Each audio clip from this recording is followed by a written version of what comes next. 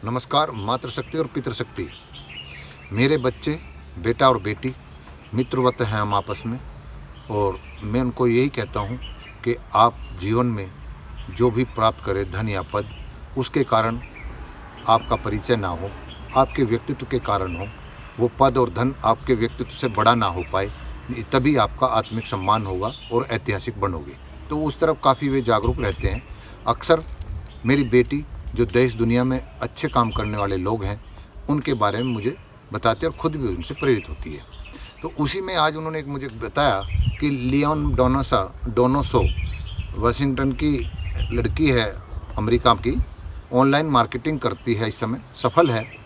अब से 3 साल पहले वो एक साधारण परिवार से थी और उन्होंने अपने एक्सपीरियंस और जीवन कहानी को संदेश देने के लिए कहा है कि आम आदमी या वे समझ लें जो भौतिक विलासिता के लिए, मेटलिस्टिक जीवन के लिए ही जीवन जी रहे हैं, कि उन्होंने बताया है कि अब से 3 साल पहले तक हम एक अच्छे ग्रोसरी स्टोर, ब्रांडेड ग्रोसरी को नहीं खरीद सकते थे, सीरियल को, जो खाद्य वस्तु हैं वे अच्छी खाद्य वस्तु नहीं खरीद सकते थे, या कुछ इस तरह के संसाधन, या मैं कहीं जाना चाहूँ, जैसे किसी के पास जा कर के जाना चाहूँ तो 4 बार सोचना पड़ता था, या जिस भी स्टोर में मैं जाऊं और जैसे बिना झिझक के अपनी मनपसंद की चीज़ में उठा करके खरीद के खा सकूं। तो उस स्थिति से उभरने के लिए प्रयास थी। उनकी माँ ने ये कहा उनसे कि बेटी, मेटलिस्टिकता के लिए नहीं, आप अपने बेसिक्स के लिए अनुभव सीखे और उनके के लिए कड़ी मेहनत करिए, उन्हें प्राप्त करने के लिए। उद्देश्य केवल भौतिक विलासिता का प्राप्ति ना हो। तो उसमें उन्होंने ये संदेश दिया है और ये भी बताया साथ में उन्होंने कि उसके लिए पैसा आपको सुख नहीं दे सकता, पैसे में आनंद नहीं है। उस पैसे से कमा करके आप बेझिझक अपने जीवन को, जो बेसिक नीड्स हैं, उनको पूरा कर रहे हों, तो आप एक सफल इंसान हैं। जैसे कि आप अपने मित्र, जो मित्र मंडली है, आप उन पर खर्च करने में आपको संकुचाट ना हो। अगर वे परेशानी में है, संकट में है, आपके अपने परिवार, रिश्तेदार कहीं दूर रहते हों, या माता पिता, आप उनके पास जाएं तो आपको पैसे का अभाव महसूस ना हो।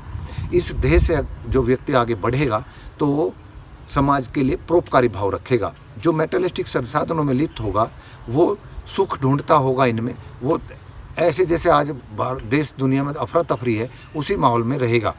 इनका बेसिक उद्देश्य यही था कि धन में सुख नहीं है, संसाधनों में, अति संसाधनों में सुख नहीं है।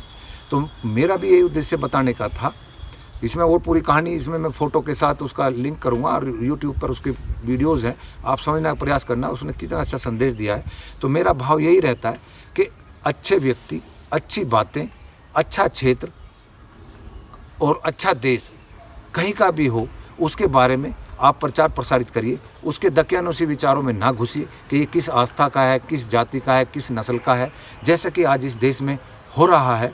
तो कहीं मेरी इन बातों से कुछ वे लोग, आस्था वाले लोग भी और तथाकथित राष्ट्रभक्त कहने वाले लोग भी, जिनका मैं समझता हूँ कि भ्रष्टाचार और अकुल संपत्ति जोड़ने के लिए शोषण के अलावा, पूंजीपति बने हुए के कारण अलावा, उन्होंने राष्ट्र के बलिदान में, सम्मान में बलिदान नहीं दिया है, वे आज राष्ट्रभक्त बने हुए हैं। तो कहीं मुझे भी इस साजिश में ना लपेट लें कि भाई ये विदेशी एक लड़की की तारीफ़ कर रहे हैं, इसमें भी कोई अंतर्राष्ट्रीय साजिश है, इनको भी कोई बाहर से फंडिंग कर रहा है। और ऐसे में उन आस्था वालों को भी कहता हूँ कि किसी भी आस्था के लोग हों, जैसे किस आस्था की है मुझे नहीं पता, किस देश, एक अमेरिका देश की है, मेरे से बहुत दूर रहती है, लेकिन मुझे इसकी बातें अच्छी लगी, जिससे मैं समाज को बता सकूँ कि भाई आप अच्छे के तारीफ़ करिए, अच्छे को प्रचारित करिए, जिससे कि समाज अच्छा संदेश ले सके। तो ये भाव से मैंने किया है। तो मैं उन धार्मिक लोगों से, वो किसी भी आस्था के, जो दूसरे के नाम लेने से, आस्था का नाम लेने से, शब्द बोलने से ही अपने आप को दूषित मानते हों या यूँ समझते हों, तो वो अज्ञानता का द्योतक है। ये किस क्षेत्र की है, किस देश की है, किस धर्म की है, मुझे इससे कुछ लेना देना नहीं है। जब मैं एक साधारण आदमी ऐसा सोचता हूँ तो वे धार्मिक लोग जो कट्टरता में लिप्त हैं, चाहे वो हिंदुत्व के हो, चाहे वो मुस्लिम्स के हों या क्रिश्चियनिटी के हों, वे एक दूसरे को तुलना करके, कमतर करके धर्मों को क्या संदेश देना चाहते हैं। इसका मतलब आपका ज्ञान पूर्ण नहीं है। इंसानियत धर्मों से नहीं, चिंतन, सद्बुद्धि, विवेक और ज्ञान से आता है। इसके लिए कोई बाउंडेशन नहीं होती, आप अच्छी चीज़ किसी भी आस्था से, किसी भी क्षेत्र से, किसी भी जाति से, किसी भी अच्छे व्यक्तित्व से प्राप्त कर सकते हैं। तो आप बड़ा सोचिए, विवेकवान बनिए, ऐसे किसी के शब्दों को कहे को एकदम एक किसी सेट फ्रेम में लगा करके राष्ट्र का गद्दार, बेईमान, राष्ट्रद्रोही जैसे शब्दों से आज का जो वातावरण इन लोगों ने बना दिया है, बड़ा कष्ट होता है। इसलिए मैंने ये वीडियो डाली है कि आप विवेकवान, सद्बुद्धिवान और ज्ञानवान बनिए, उसके लिए बाधाएं कुछ नहीं है। तो इस बच्ची से ये बेटी सफल है, और इसने एक फ़ोटो भी लगा रखा है गुच्ची पर, गुच्ची जो एक बड़ा ब्रांड है। तो उसने ये भी कहा है कि मैं ये ब्रांड भी जो मुझे मिला गिफ्ट किया है, तो मैं लेकिन मैं इसमें लिप्त नहीं हूँ। तो मेरा तात्पर्य बार बार मैं एक्चुअली ध्येय मेरा यही होता है कि आप मेहनत करें, जानें, लग्जरियस को भी जानें, लेकिन उसमें लिप्त ना हो।